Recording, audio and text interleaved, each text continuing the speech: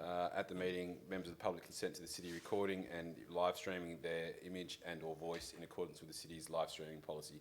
Could I call upon the Deputy Mayor to welcome us to country? Thank you, Worship. I begin by acknowledging my elders past and present. Ngalak nyene kuro ngala nois neje nunga buja. Nunga majorpa neje and kwabarak nunga buja kurlong. From the beginning of time till the end, this is Noongar country. Noongar people have been graceful keepers of our nation for many, many years. Yinin and Kataj and Jurpa Nijawan Noongar buja ngala my border. Look, listen, understand, and embrace all the elements of Noongar country. This is our home, forever our home. Kaiwan Jingan Ko Jurpa Nijanunga buja Darsley Wangi Noongar buja. Hello and welcome. My heart is happy as we gathered on country and meeting here on Noongar country this evening.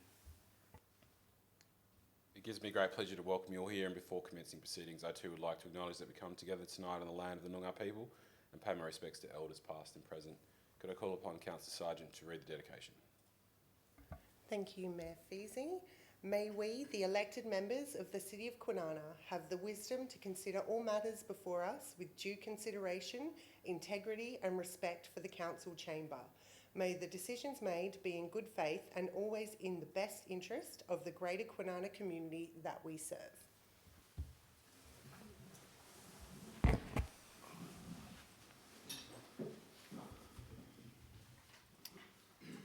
Attendance, apologies, leave of absence previously approved, nil. Have we received any questions? Questions from members of the public, nil. Receiving petitions, presentation, deputations, nil. Confirmation of the minutes of the ordinary council meeting held on the 27th of May. Is there any additional information? Questions, councillors? Someone like to move that way? Move Deputy Mayor, seconded Councillor Acker. Either councillors wish to speak? No. Speak against? Put the motion to the vote. All those in favour? Against? Motion carried.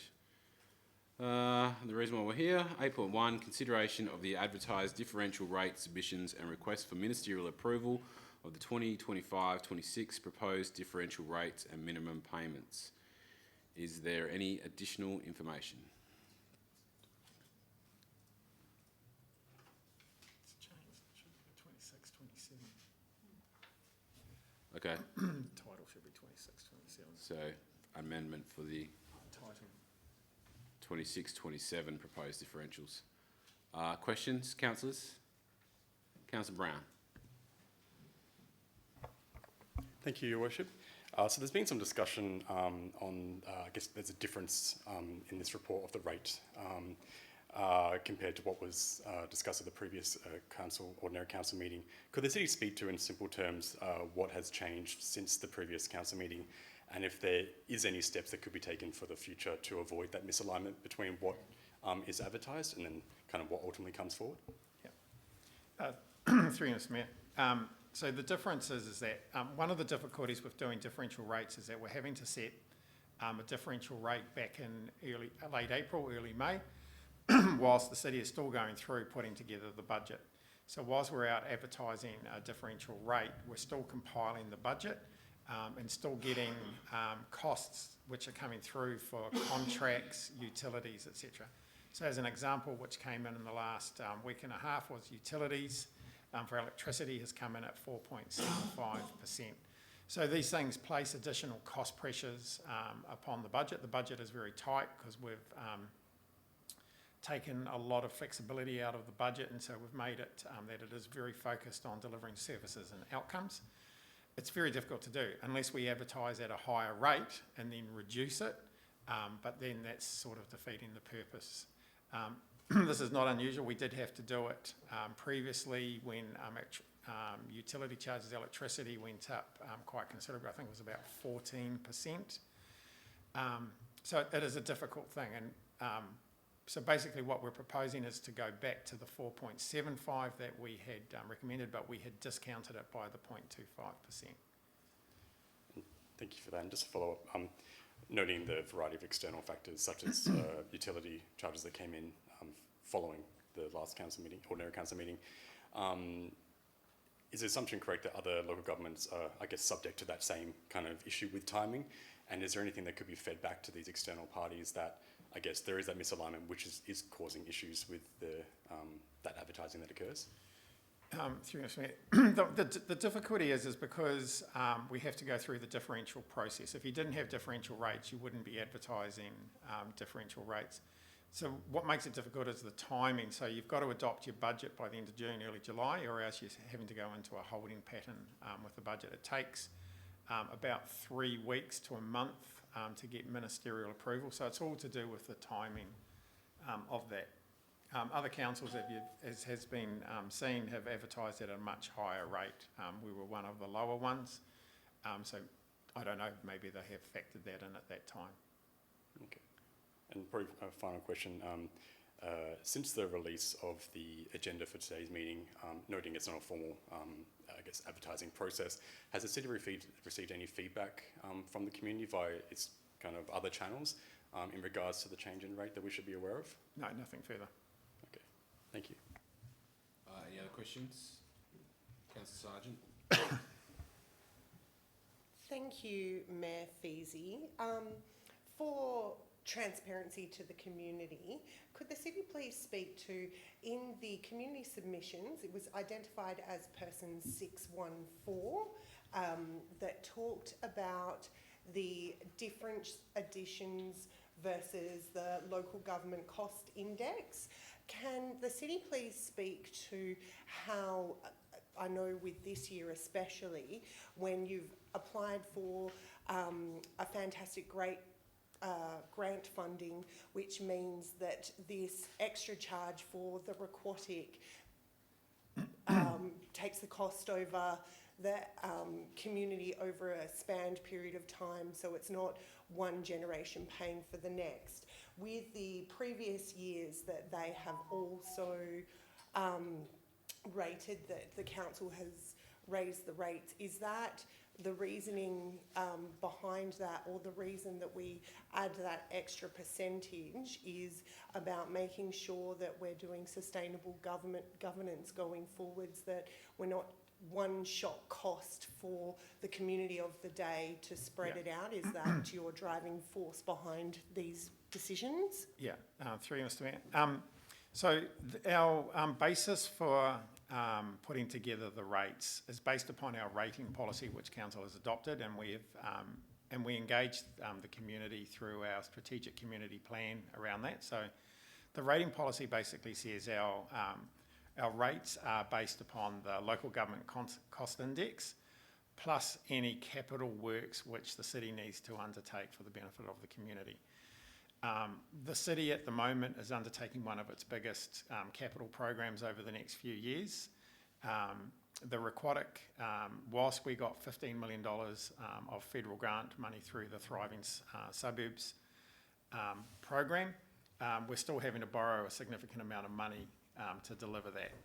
So part of the rate increase is the cost of the loan for the Aquatic, as well as the loan to do the admin building refurbishment. We've also factored in a small 0.25%, thereabouts, for asset renewal. So there's a couple of components to it. So it's the local government cost index, and then obviously having to deliver a significant capital program, which is based upon a principle called intergenerational equity. So you want the users into the future who are going to be using that facility to fund the cost of delivering, maintaining that facility. So we spread it across a number of years. The other thing too is that Kwinana is a growth council. We have a significant number of community assets which are coming online now and into the future.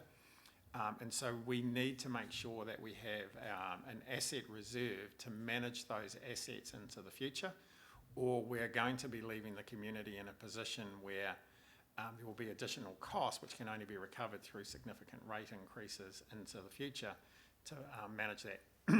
That principle there is, and it's quite common, the Office of the Auditor General picks up on it quite commonly, and that's called the asset renewal gap. And so what we're trying to do is reduce that down by making provisions each year. So it's a couple of components to that. But the big part to this year's rates is the local government cost index plus delivering of those capital programs. Thank you. Any other questions? Someone like to move the officer's recommendation?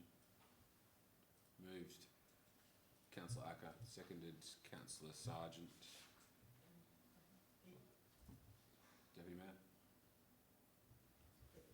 Councillor Sargent? Councillor Acker, would you like to speak? Sir, thank you, Mr. Mayor. I know it's not popular to adopt the 4.75 after 4.5 was advertised, but I think at our workshops we were in agreement. 4.75 came down, but the volatility of the economy is such that it's gone back up. And I don't support just increasing rates just for the sake of it, but I've done a lot of homework on our asset renewal ratio, which is at 22%. Our target's 80. We're a long ways off. I think Rockingham's at 104%, Coburn's at around 90%. We're at 22%. That means all this stuff we're building, coming on board, how are we gonna maintain it if we don't have the money in the bank to maintain it? 0.25, it's 8 cents a week, $4-something a year. It's not a lot of money. It's $125,000. Doesn't sound like a lot, but in 10 years' time, that's $200,000 when it's compounded. So I think we'd be negligent as a council if we don't sock that money away, if we don't have that extra little bit of increase. We'd be negligent in our duties now.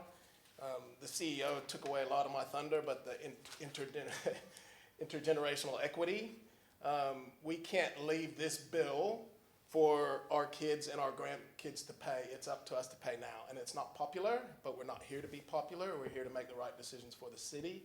And that's why I support the 4.75 increase. Thank you. Councillor Sargent? Thank you, Mayor Feasy.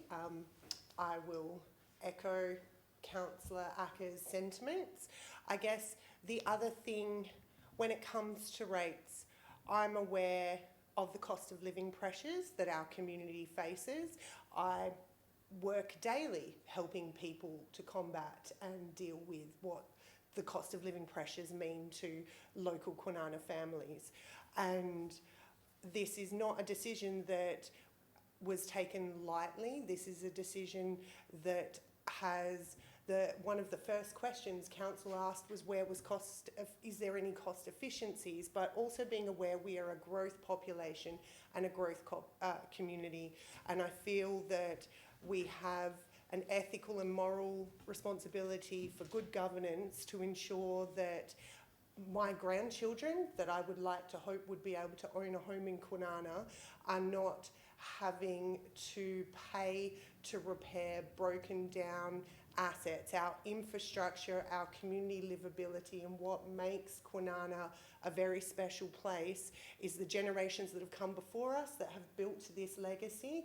And I see our role as councillors and the council and then the staff to implement to safeguard that legacy so that our community continues to grow, continues to be a vibrant place that someone will move here and go, I hope my grandchildren can buy a house here. So I see this as a responsible decision. I understand that it may not be popular. I very much was not in the mindset of raising rates for the sake of raising rates, but there is also responsible governance that comes with this job, and it's about, again, the lovely saying that we make the decisions in good faith in the best interests of the greater Kwinana community which we all serve. So I hope we all support this, and thank you. Anyone speak against? No? If that be the case, I'll put the item to the vote. All those in favour? Against? Motion carried.